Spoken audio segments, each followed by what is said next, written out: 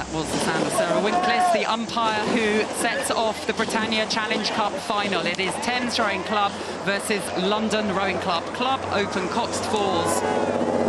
Some of the most powerful athletes that you can find in a club across the country.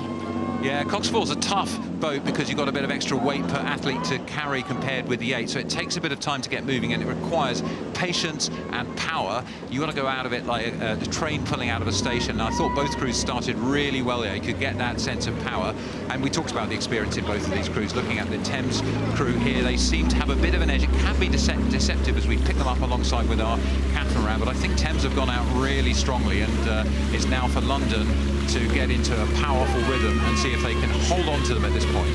There is so much strength in depth in that Thames programme, and not only are they the holders, they have won the last 3 races. So if they win a 4th, they will be making history for their club. And look at the power, the intention with which they have started this race. Yeah, credit to Thames. I mean, earlier today, London won the Thames Cup, and they also won the Wyfords in that re-row. If you were with us throughout the day, you saw dramatic scenes as they lost their fin, I think, in the race against Sydney. They had a re-row and they won that. Both of those races, London were leading all the way. In this one, the tables are turned, and it's the men from Thames who take the lead. So on the near side here, we have the London crew, and we can see the power that is being put in by the bowman, Joshua Lyon. The Cox is just in front of him, so the London Cox can see the Thames crew moving away. He'll be watching, trying to assess, have they gone too hard in the first part of the race? He'll be watching for any signs of weakness, but there are no signs of weakness at the moment in the Thames Rowing Club A crew, which is James Woodford at bow, Richard Hume at 2, Luke Putter at 3, Callum Young at stroke, and Rahul Ramakrishnan is the Cox.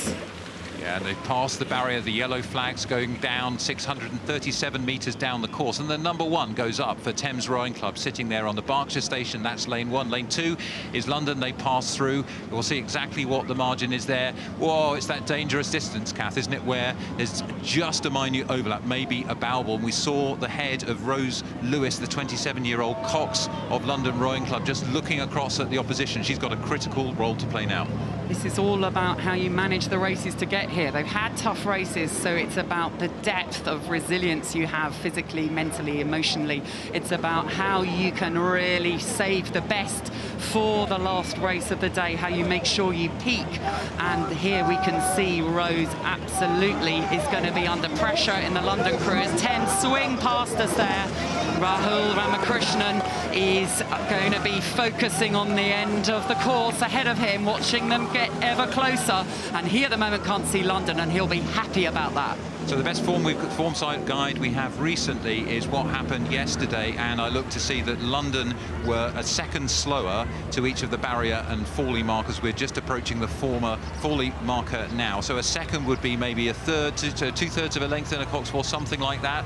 Looks like Thames are performing ahead of that in this race, so the momentum really is with Thames.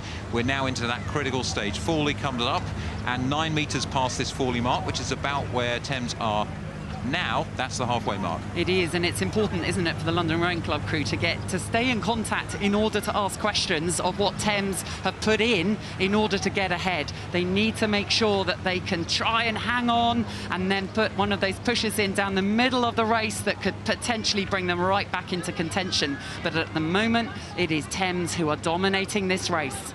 Looking at the London crew here, Kath, just to see whether we think they've got something there. I do think they're rowing pretty well. Joshua Lyon, 23 years old in the bow seat. He's a single sculler, has competed in the Wingfields, so he'll be a great person to have there in the bow seat, setting up the boat. In front of him, Lawrence Ellis, 26 years old.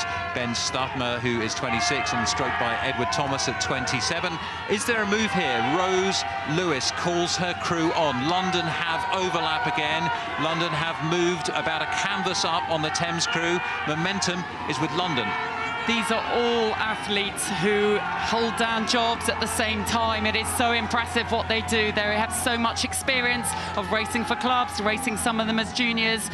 They have sculling experience. Joshua Lyon was a Wingfield scull champion. There is so much skill in this event, and we see that they come back again, throwing more punches and more punches. We know that Lawrence Ellis at 2 of that London club is about to go and run an ultra marathon in the Alps next week. He is going to be not thinking about that, but putting everything that he has to try and come back at Thames, and they are gradually creeping back. I think Thames in the last kind of 15-20 seconds have held London at about half a length. Now the Thames crew are responding and moving. You can see a little bit more intensity, perhaps half a pip to a pip. That's a stroke a minute from the Thames crew coming up and responding to that London move. London, really strong move from almost clear water down to half a length back, but it's been expensive. And now it's the turn of the men from Thames, the holders. They won in 2024, 2023, 2022, 2018, 4 of the last 6 races. And that gives you some confidence here, doesn't it, for Thames Rowing Club? You believe in the programme, you believe in what the coaches are doing. Of course, Xander Smulders at Thames, who has such experience of how to get the right race plan, of how to support a crew through the whole week. It's a series of races that all of these athletes have had over the last few days, and here they are then asked to produce even more, and it is Thames who will be getting ready for the line to be sprinting in now. It is Rahul Ramakrishnan in the coxing seat who will be asking for more, who will want to get clear water, who will be listening out for the Thames crews who are cheering, the supporters, the alumni, the parents, all of those who've been helping and supporting these athletes as London rally one more time and start embarking on their sprint. So Thames won the inaugural Bridge Challenge Cup, the women's intermediate 8s event earlier. They want another trophy to lift. The club will be pleased to see where they are now. It's pretty hard to see London responding in the remaining 4 or 5 strokes. We can, or maybe it's 10 strokes as they pass the progress board. We can see them out of the window here. Really strong rowing from Thames. Really composed. They responded well to quite a spectacular London move in the middle.